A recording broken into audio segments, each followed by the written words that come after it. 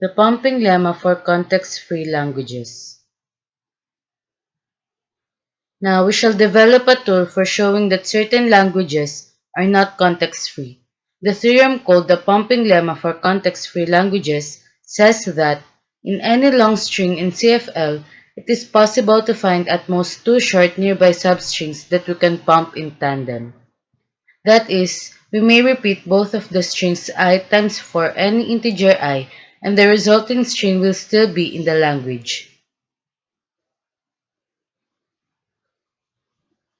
We may contrast this theorem with the analogous pumping lemma for regular languages.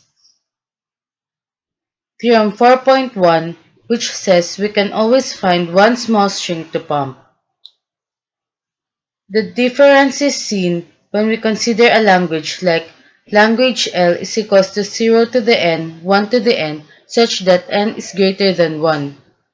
We can show it is not regular by fixing n and pumping a substring of zeros, thus getting a string with more zeros than ones.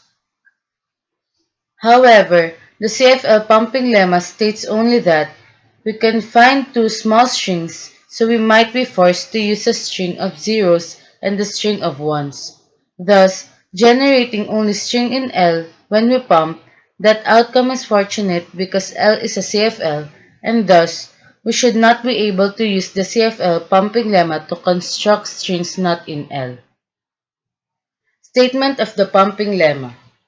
The pumping lemma for CFLs quite similar to the pumping lemma for regular languages, but we break each string Z in the CFLL into 5 parts, and we pump the second and fourth in tandem.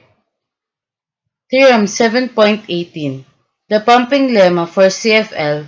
Let L be a CFL, then there exists a constant n such that if Z is any string in L such that the length of Z is at least n, we can write Z is equals to UVWXY, subject to the following conditions. Number 1. Length of UWX is less than 1. That is, the mid portion is not too long. Number 2. Vx not equal to empty. Since V and X are the pieces to be pumped, this condition says that at least one of the strings we pump must not be empty. Number 3. For all I is greater than 0, uv raised to I, wx raised to I, y is in L. That as the two strings v and x may be pumped any number of times including 0, and the resulting string will be a member of L.